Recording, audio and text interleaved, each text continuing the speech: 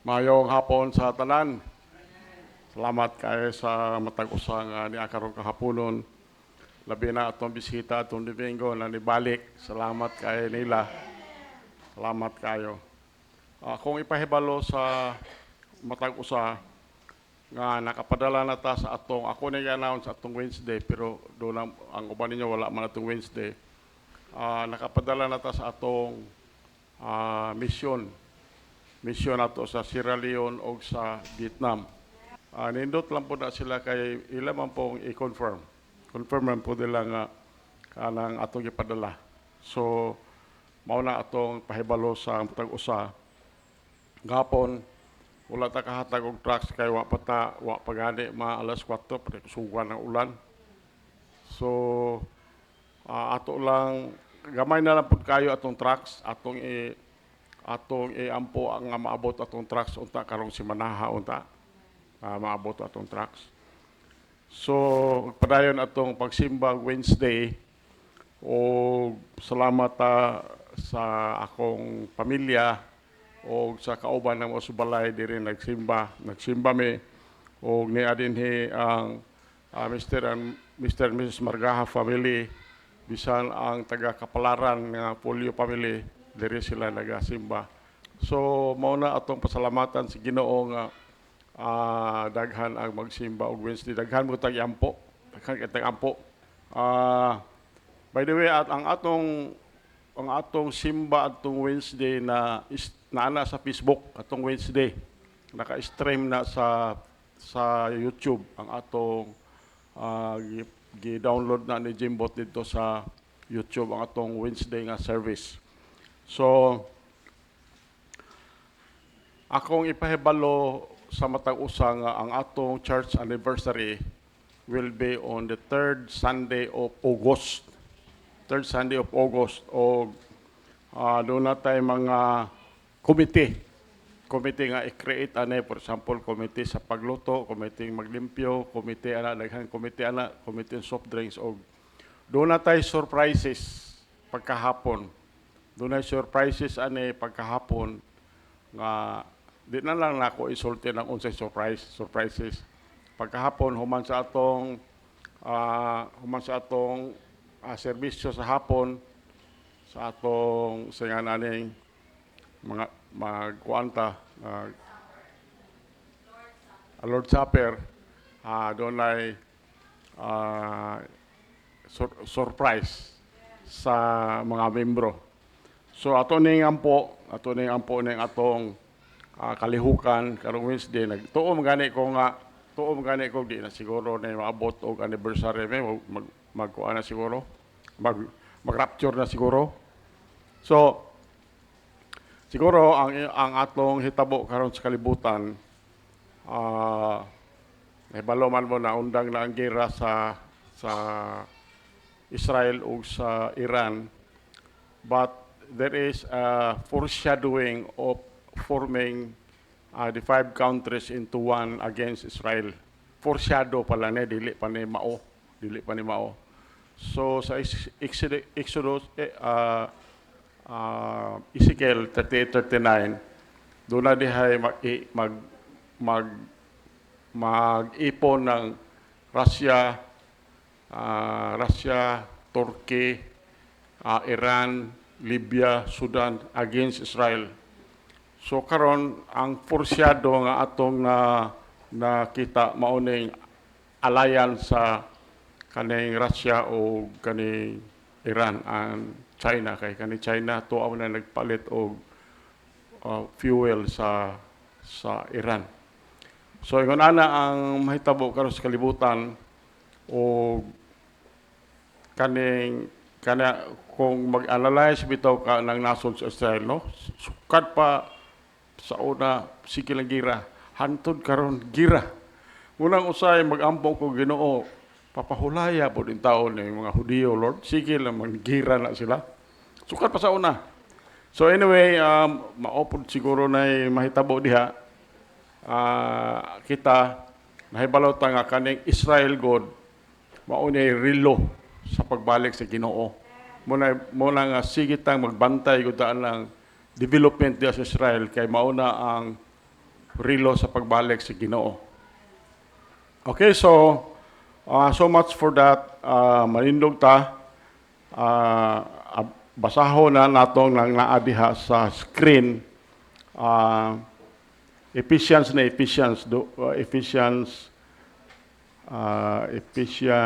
chapter 4, 17 to 25. Okay. Okay na mo? So kami basaan lang naadiha sa screen. Ephesians chapter 4, 17. Ready? Ready? Read.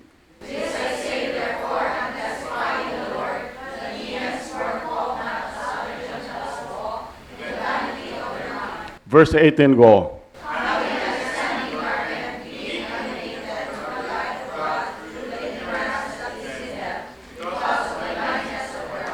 Verse 19, go.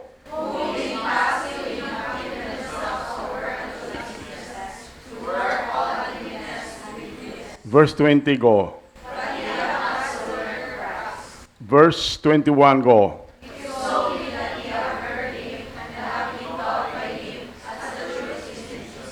Verse 22, go.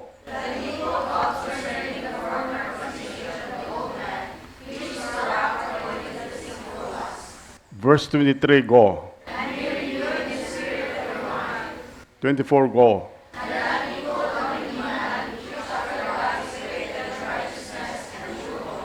25, go.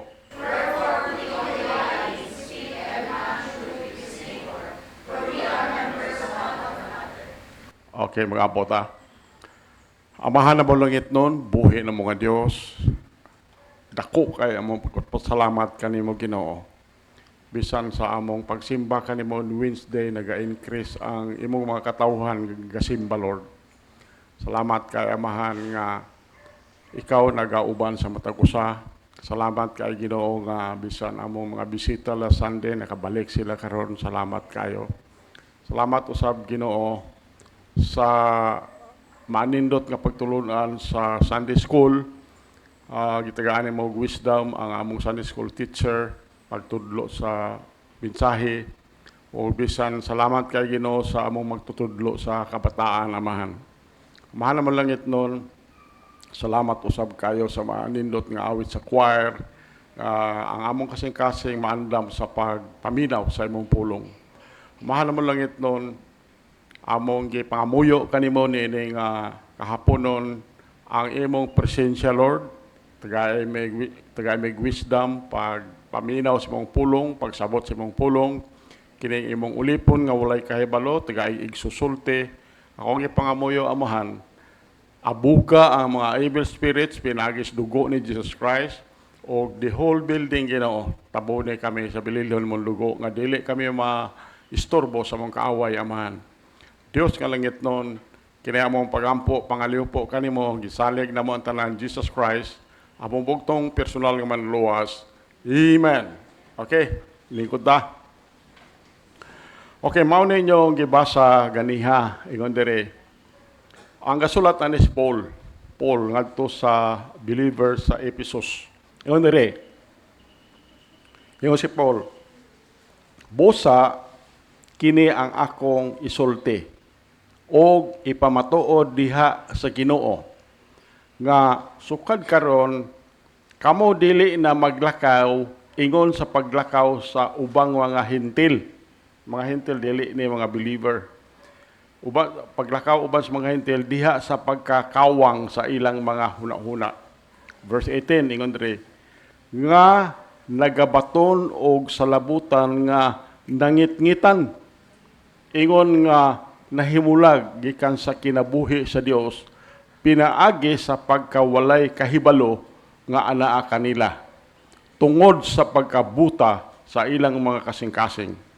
Verse 19, kinsa ingon nga nawad-an og pagbati nagtugyan sa ilang mga kaugalingon ngadto sa kaulag sa pagbuhat sa tanan nga kahugawan uban sa kahakog apan kamo wala sa ingon nakakat-o ni Kristo.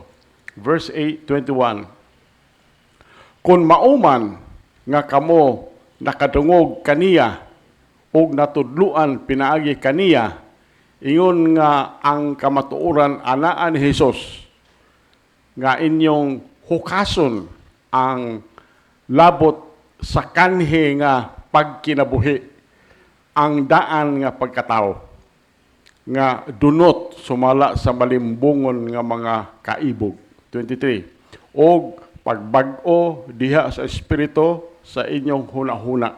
24. Og nga kamo magsulob sa bag-o nga pagkatao, nga sunod sa dagway sa Dios, gimugna diha sa pagkamatarong og tinuod nga pagkabalaan. 25. Tungod na ini sa nagasalikway sa pagpamakak, managsulti ang matagtao sa kamatuuran uban sa iyang silingan, kay kita mga bahin sa usa ngadto sa usa. Muna ang patukuranan sa atong mensahe karong kahaponon, o atong mensahe is building truth into your life. Kana ba magtukod tag kamatuoran sa atong kinabuhi. Muna atong mensahe karon. Kani nga mensahe, dugay na ni nga mensahe, mga 2 Sundays na niya siya, mauna unta ako ihatag nga mensahe, pero tungod sa hitabo sa kalibutan, katong gira sa Israel o sa Iran, naotro ako kunahuna, nangita ko mensahe nga, at katong mensahe itong 2 Sundays bahin sa Signs of the End. Na kani, ako nagibalikan ni siya. So atong mensahe karon, building truth into your life.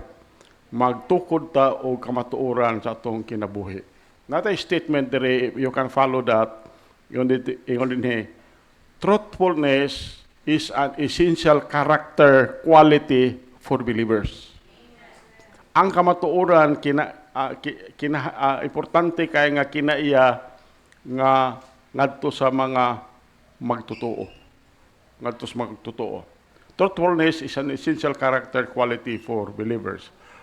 When it is lacking, kung wala ta ini truthfulness, ang duha, ang individuals o ang nasod, musunod ni siya o kawatak-watak internally, will crumble internally.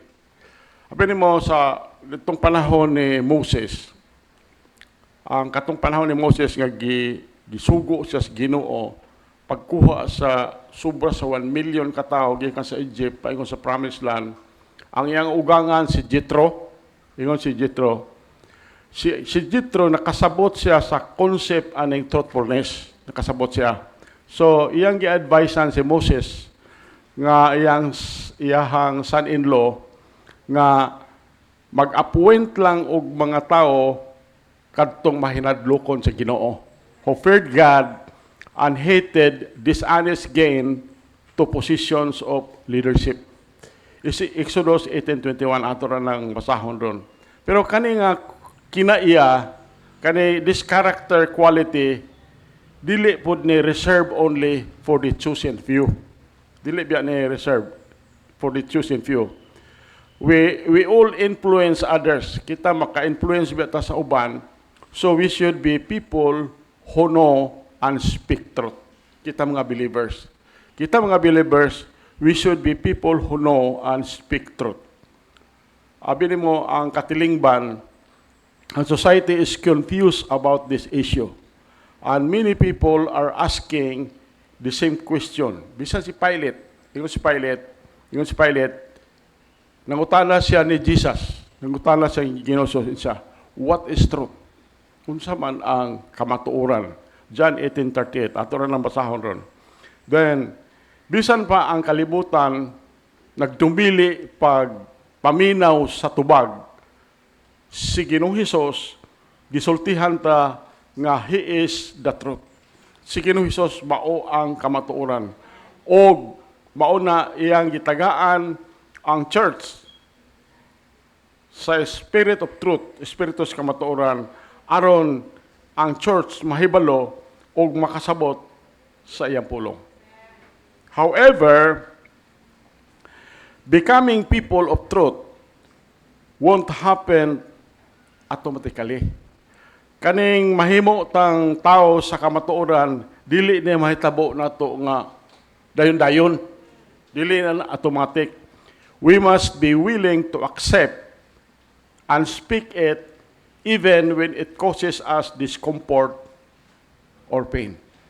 So, mauna ang mahitabo. Mag-istorya tag mga istorya ta o tinuod, abi nimo daghan masilo. Daghan ang masilo nato. Basahon lang nako atong isulti diha. Exodus 18:21. Kamoy basa na Exodus 18:21. Really read.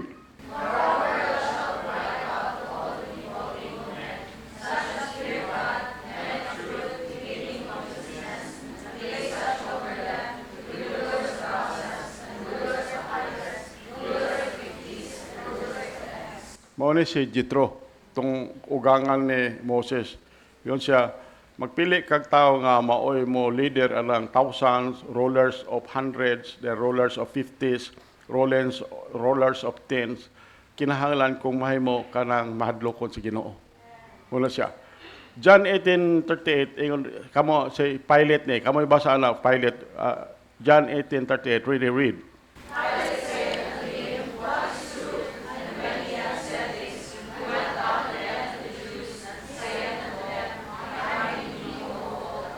Mauna siya, Iyos Pilate, what is truth? Unsa man ang kamatuuran? Then and when he had said this, he went out again unto the Jews and said unto them, I find in him no fault at all. Si Ginoong Hesus ni. Si Paul, ingon sa book of Galatians, Galatians 4:16, kamoy basa na, really read. Oh, mauna na siya. Kung mag-istorya kag tinuod, ayaw na lang katingala nga naay masilo nimo. Okay, so ato mensahe din mao ni siya. Truth is not based on feelings.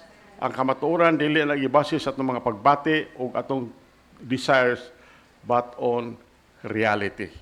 On reality. Now, ang falsehood kaning pagpamakak, however, are always misleading statements that misrepresent the truth. Mauna ang bakak, mauna ang falsehood. This is why kita mga believer, dili ta maka-claim nga to be honest, dayon magsulti tag bakak or magsulti tag katunga tinuod, katunga bakak at the same time. Dili pwede. Also, honesty should not vary with external circumstances.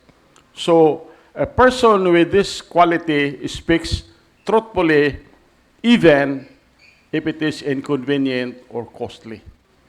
Mauna kita mga believer. Now, how can we tell if we are honest? Unsaon nato pagsulti nga honest ta? Now, dili na ta magkinahanglan nga ang laing tao pa mo sulti.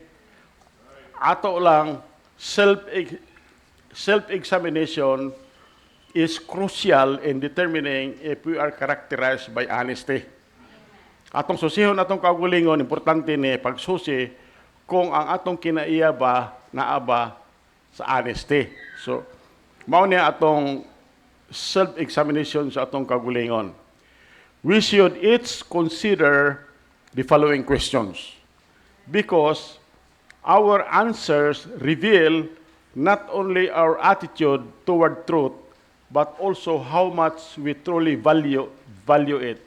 For example, mangutanat sa atong kauglingon, tangata. Do I consider myself to be a truthful person? So, ikaw ray tubag ana ng pangutana ha. Mauna ang pangutana. Aron ma-determine nato truthful ba tang tao nga. Do I consider myself to be a truthful person? The next is, do I tend to slightly alter the truth? Doon na ba yung mga possibility nga akong bisag ginagmay la ba, akong utrohon ang kamatuuran?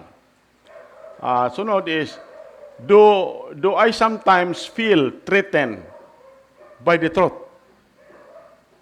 The next is, do I think it's acceptable to lie if I don't hurt anyone?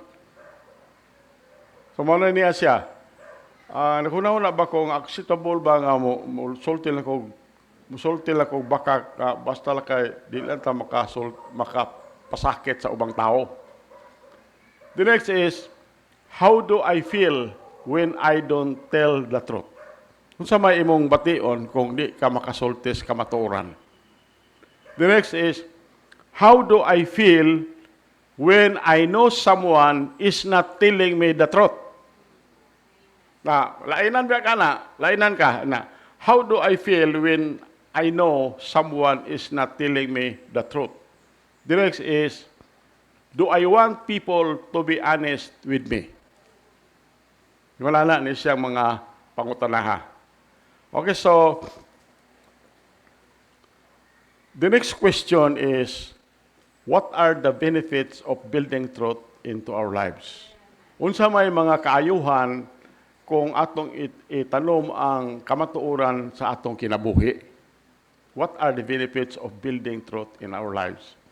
Now, when the Bible is our source of truth, Bible, by the way, gusto na ko isulti sa matag usa nga ang atong gigamit diring Biblia, authorized 1611 King James Version. Maora ni ang duol kaayo sa original nga kamatuoran. Ano niya?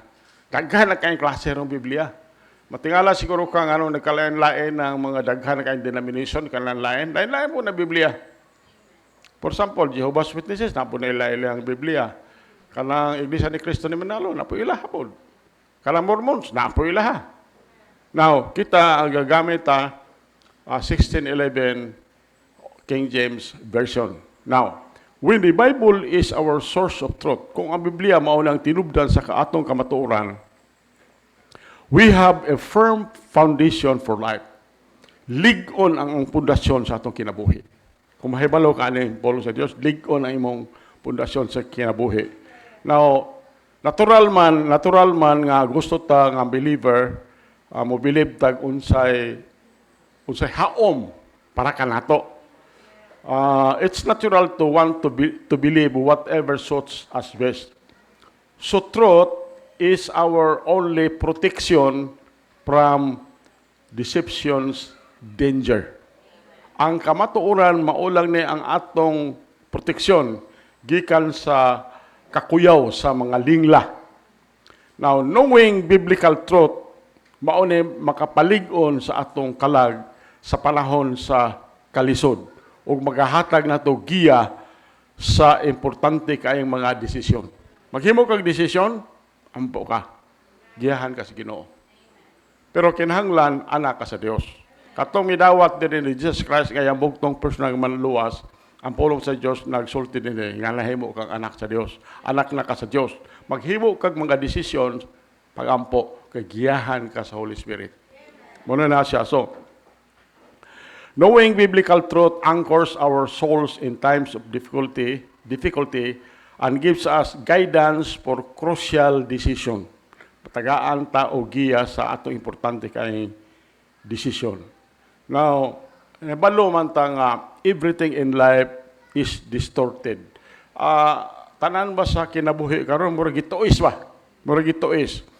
When truth is absent and without it, we are likely to go astray and miss God's blessing. So, balikon ako, ang tanan sa kinabuhi karon murag gituis na ba, distorted na kung wala diha ang kamatuoran. O kung wala diha ang mahitabuan na mapalayo ta sa Ginoo, then ma-miss nato ang mga panalangin sa Dios. Panalangin sa Dios, kabalo baka nga ang tinguha sa Dios alang nimong anak sa Dios, mauna ang the best of you. Mauna ang tinguha sa Dios sa matag usa. Now, a foundation of truth helps us to live according to God's will. Now, ang pundasyon sa kamatuoran makatabang na nato pag kinabuhi pinaagi sa kabuoton sa Dios. Makasangkap ni nato, it provides guidance to know what to do in any situation. In any situation. So, giyahan ka sa pagkahibalo sa imong buhaton sa bisag unsang klaseng sitwasyon. It provides wisdom to know the best way to go. Kung ang Biblia mao man ni ang kamatuoran, dayon mao ni makatabang nato dinhi nga ang atong gihimo kabubuton sa Dios. Sangkapon ta tagaan tag kusog aron makahimo ta sa atong gusto buhaton. Strength to enable us. Then providan tag courage to motivate us to do what God asked. The next is it provides the comfort to assure us. Sangkapon ta sa kalipay sa matagaan tag kasiguruhan nga ang Ginoo will handle the consequences. Kanang katubitang atong gibasa dinhi sa atong Sunday school, obey God and leave the consequences to Him. Sunod lang ta sa Ginoo. Siya na mahibalo sa unsay mahitabo in the future. Then it provides faith to help us act on the truth. On the truth. So, the next question is, what happens when we fail? Unsa may mahitabo kung mapakyas ta to build truth in our lives? Unsa may mahitabo kung mapakyas ta pagtukod sa kamatuoran sa atong kinabuhi? If we continue to deny or resist truth, kung magpadayon ta pag-deny o resist sa kamatuoran, abi nimo, ang mahitabo nato, number one is, we will believe error. Makatuo ta og sayop. Now, katong kinsa napakyas pagtuo sa Ginoo, katong kinsa napakyas pagtuo sa pulong sa Dios, nga mao lamang na ang tinubdan sa kamatuoran, abi nimo, ma-mislead ka. Then confuse ka sa false teaching. Mo tuo ka sa error. Number two, we will develop evil habits. Kung pakyas ta pagtukod sa kamatuoran sa itong kinabuhi, then magpadayon ta, then ikaduha is, it will develop evil habits. When we disregard the scripture, kung ato ning i-disregard ning pulong sa Ginoo, and deny that certain activities are sinful, we deceive ourselves and make them a part of our lives. Akong balikon. When we disregard scripture and deny that certain activities are sinful, we deceive ourselves and make them part of our lives. So, mao nang ma-develop ni ang evil habits sa itong kinabuhi kung pakyas ta. The next is, live in emotional bondage. Magkinabuhi ta nga ang atong emosyon nagapos. The sin of falsehood, ang sala sa pagpamakak, affects our personalities. Maka-affect na sa personalities. That is why, there is no such thing as harmless lie. Wala nang butanga ngayon nga, dili, bakak niya pero dili, okay naman Dili man makadaot. Wala na siya. There is no such thing as harmless lie. The next is, we will lack spiritual growth. Makulangan ta og pagtubo espirituhanon. As God's children, isip anak sa Dios, we cannot ignore truth. Dili nato pwede nga ignore ang kamatuoran while maturing in the Lord. The next is, be thrown off balance emotionally. So, ma-off-balance ka, di ka makabalanse sa imong kaugalingong pagbati. Dishonesty always creates emotional and mental conflict in us. Balik ko na ko. Be thrown off balance emotionally. Ingon dali. Dishonesty always creates emotional and mental conflict in us. The next is destroy our testimonies. Destroy our testimonies. If we have bad reputation, kung natay dautan nga reputation, o and are known for nahibalan ta nga wala magsultis kamatuoran, wala na tao matuon na to. No one will believe us when we talk about Jesus. Ang sakit kayo ani, the next is grave God's heart. Masakit na to ang kasing-kasing sa Diyos. Sa mata sa Diyos, ang pagpamakak wala gi-categorize. Wala gi-categorize. Every falsehood causes him grief. Ang tanang pagpamakak, masubo kayo ang Ginoo. O lisod kayo sa atong kinabuhi kung ang Ginoo ay masubo na to. Muna na siya. Then, padayon ta. What happens when we fail to build truth into our lives? If we continue or deny or resist truth, we will suffer continual disappointment. Antos ta o magpadayon nga disappointment. Isip Kristohanon, we cannot lie and have peace in our hearts. Isip mo nga Kristohanon, ta dili biya ta makapamakak dahil doon natin kalinaw sa itong kasing-kasing. We will always be dissatisfied if we don't heed the Spirit from things. Kaya kaning kita kong mga Kristohanon, naaman tayo bala ang Espiritu. Ang bala ang Espiritu, maunay mo giya na to, maunay mo sulti na to. Muna usahay gani, kalang mag-ampo kam gabi pag human mo mag-ampo na siya, mo-post po ka nga Ginoo, maminaw kung unsa instruction ni mo Ginoo. Sabi nimo ang mahitabo na siya, daghan kaayong wa nako maapil sa tong pag-ampo nga moabot lang ay ampo ni.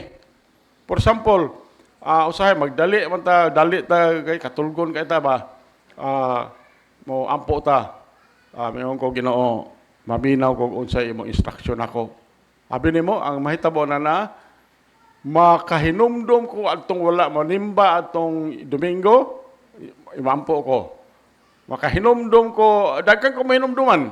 Mao na ang prompting of the Holy Spirit. So, the next is have poor relationship with others. So, di ba yung ganahan ang tao ni mo kung bakakonta? Deception causes a lack of trust. Kung ilinglaho ni mo ang tao, mo na hinungdan nga ang tao, kulag pagsalig ni mo. And honesty is essential in any relationship. Bisan pag magtiayon, labi magtiayon. Honesty is essential in any relationship. The next is hurt our self-image. Makapasakit sa atong dagway sa atong kaugalingon. If lying becomes habitual, kung ang pagpamakak mahimo na ng pirmi nimong gihimo, habitual na, we will begin to see ourselves as liars. Magsugod na tanaw sa itong kagulingon nga bakakon. The next is dwell on past failures. So, if we continue to deny or resist truth, we will dwell on past failures.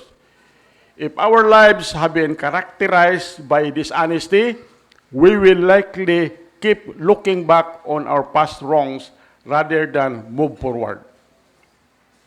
The next is, we will fail to reach our full potential. So, without truth, we will never achieve all God has planned for our lives. You see? Mauna we will fail, mapakyas ta pag abot sa full potential sa itong kinabuhi. Kay kung walay kamatuuran, kay kamatuuran, dili gyud nato maangkon ang tanan plano sa Dios sa itong kinabuhi. Ako will proceed to another question. how can we build truth into our lives? Unsaon nato pagtukod sa kamatuoran sa atong kinabuhi. Understanding truth's importance is not enough. We must build it into our heart and minds. Unsaon nimo pag-build na maka-follow ka diya sa screen. First is recognizing truthfulness is a foundational principle for life.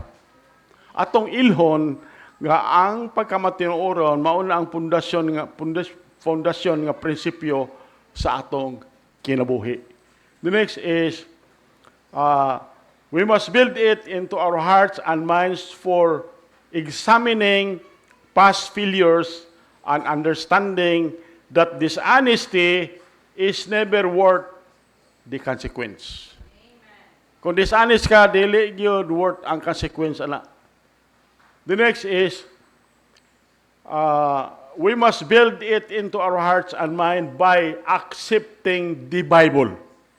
By accepting the Bible as the ultimate guidebook to practicing truth. Mao na nga kinahanglan gyud sa usa ka believer mubasa gyud ang Biblia.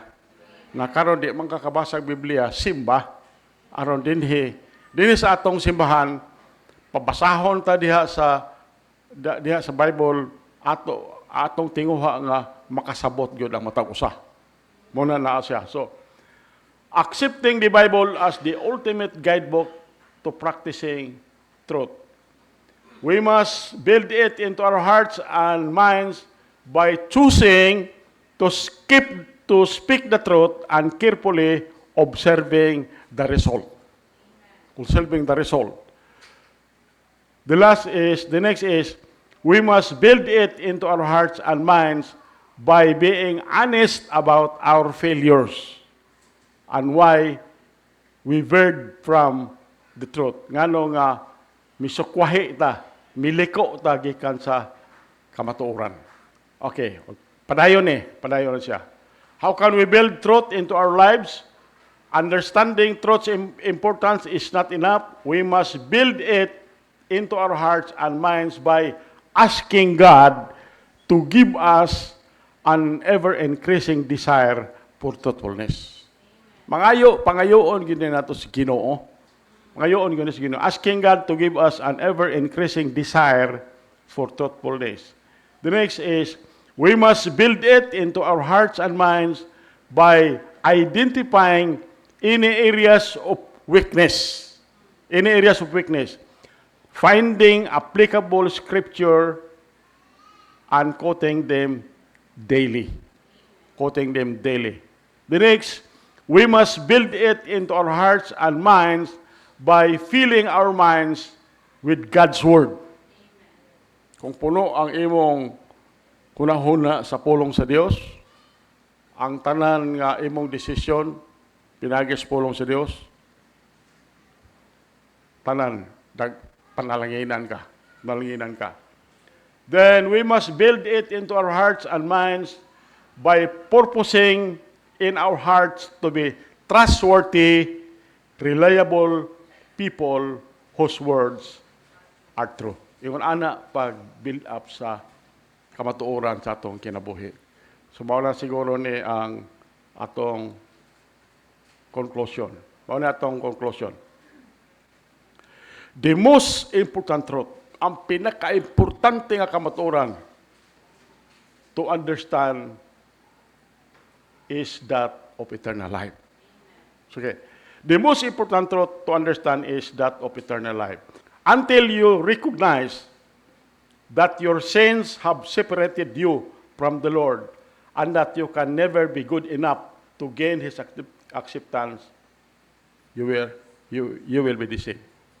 You will be deceived. Now, the only way to receive His forgiveness is to believe in Jesus Christ. It's to believe unsay gihimo ni Jesus Christ didto sa cross. Unsa may gihimo niya dito sa cross? Nagpakamatay siya, nagpaagas siya dugo dito sa cross. Alang sa atong mga sala. Alang sa atong mga sala. So, Balikon ako, the only way to receive His forgiveness is to believe in Jesus. Atong ilhon nga, gibayran niya ang silot sa atong sala, pinaagi sa iyang dugo. And dawato na to ang iyang offer of salvation. This word, kining kalibutan, nagsulti biya sa matag usa, daghan ka in 1,000 different paths you can take to be reunited with God in heaven. Daghan kayo, mga pamaagi sa kalibutan. Daghan kayo mga pamaagi sa kalibutan nga, wadto ka sa langit, mauni buhata. Daghan ang mga paagi sa kalibutan.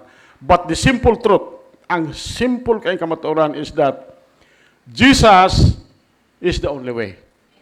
Si Ginoong Hesus, maulag ko'y bugtong paagi nga makabaton tag kinabuhing walay kitapusan. Wala na ilaing paagi. Dili ning simbahan.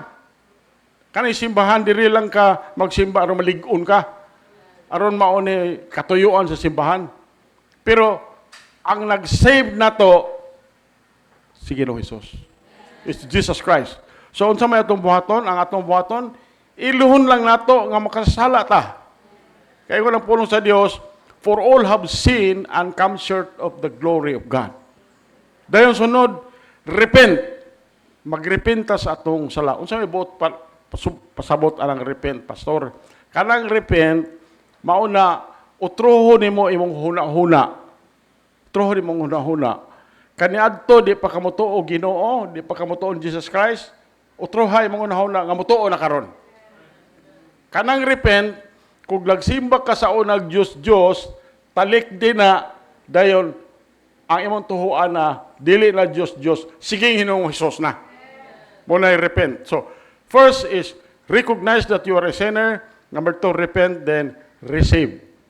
Dawata si Jesus Christ na imong bugtong personal nga manluluwas. Nindog ta, mag-amot ta. Amahan na mo langit nun, buhi na mga Diyos. Salamat sa imong mensahe, salamat sa matag usag niya karon, salamat sa presensya sa balaang Espiritu. O akong ipasalamatan ikaw, Amahan, sa matag usang niya karon. Amahan mo langit noon, ako gipangamuyo nga kini mensahe mulugdang na kasing-kasing sa matag usa. O akong gihangyo ang matag usa, you can sit it down there, you can kneel, you can come to the altar, pakig-istorya sa Ginoo. Kung di pa settle lang imong salvation, this is the time na imo nang isettle imong salvation. Let's do it. Amahan na mong langit noon, buhi na mga Dios. Ang imong mga anak, Lord, anaa sa ilang tag sa kalingkuranan. Nakighinabi sila kanimo, Amahan. Ug ako ning amoyo, Lord, nga makiling ang imong igdulungog, Lord, alang sa tinguha sa mga kasing-kasing sa imong mga anak. Amahan na mo langit noon, isip imong gitugyanan nga magdumala ani mga katawhan. Ako nang amoyo, Ginoo, nga ikaw ang among Dios makagahom sa nga tanan, magpanalangin sa matag usa ug magbantay sa matag usa. Kaduha, Amahan, ako nang amoyo nga ikaw nga Dios nga maoy Dios namo sa among kinabuhi. Maghimo nga ang imong naong nga magsidlak kana sa matag usa ug magmadagayaon sa grasya nganha sa matag usa. Katulo, Amahan, akong gipangamuyo kanimo, Ginoo. Dios ka nga makagahom, walay imposible diha kanimo. Ako nangamuyo nga ikaw nga among Dios magmaya ang imong panagway nganha sa matag usa ug mohatag sa matag usa og kalinaw. Amahan mo langit noon. Ning katapusan mga adlaw, Lord, ako gipangamuyo kanimo. Liguna ang pagtuo sa imong mga anak, Lord. Samtang kami nagahulat sa imong pagkuha kanamo in rapture. Kaya among pagampo, pangaliw po kanimo. Ang tanan ini amo nang gisalig sa mahal nga ngalan ni Jesus Christ. Among bugtong personal manluwas. Amen. Okay, lingkod ta. I heard about His healing, of His cleansing power revealing, how He made the lame to walk again, and caused the blind to see. And then I cried, dear Jesus, come and heal my broken spirit. And somehow Jesus came and brought to me the victory. Oh, victory in Jesus, my Savior forever. He sought me and bought me with His redeeming blood. He loved me, I knew Him, and all my love is to Him. He plunged me to victory beneath the cleansing flood. Last verse. I heard about a mansion He has built for me in glory, and I heard about the streets of gold beyond the crystal sea, about the angels singing and the old redemption story. And some sweet they are sing up there the song of victory. Oh, victory in Jesus, my Savior forever. He sought me and bought me with His redeeming blood. He loved me, I knew Him, and all my love is to Him. He plunged me to victory beneath the cleansing flood. Amen. Once again, daghan king salamat sa matagsa. Amen. Let us have our closing song, closing prayer. Let's pray. Our Heavenly Father, in the name of our Lord Jesus Christ, we thank Thee so much, dear God, for gathering us this afternoon. Dako magpasalamat di kanimo amahan bisan pa sa mga bisita at tumiyaging Domingo nga niya karon amahan nakiguban kanamo sa pagsimba da kanimo. Salamat o Dios iyong pulong amahan nga natudlo gikan sa Sunday School hantod Ginoo sa moang divine service. Salamat amahan sa moang Sunday School teacher, sa moang pastor, labi na Ginoo sa mga choir members ug sa matag usa amahan nga niya karon. Salamat amahan nga ikaw naghikap Ginoo sa matag usa kasing-kasing ug akong pagampo da kanimo amahan as we continue with the week. May you bless each and every one. Labi na Diyos sa mga nagapangitag trabaho, kung pagampo da kanimo man nga ikaw magatubag silang mapagampo ug naay mga kaanak kanimo umahan nga naay gipangayo diha kanimo umahan may kampo diha kanimo Dios nga ikiling mo idulungog amahan sa ilahang mga pangaliupo. And Lord, we pray, dear Father, may you bless each and every one of us nga makita Ginoo ang imong grasya Ginoo sa among matag usa kinabuhi ug makita amahan ang faithfulness Ginoo hantod sa iyong pagbalik amahan. And Lord, may you use us, dear Father, as a beacon of light diri sa The King is Coming Bible Baptist Church diri sa Banale amahan. And we pray, dear Father, by next Wednesday and Sundays nga magkita usab kami diri Ginoo sa iyong balay lang puanan. Guys, we pray. Amen.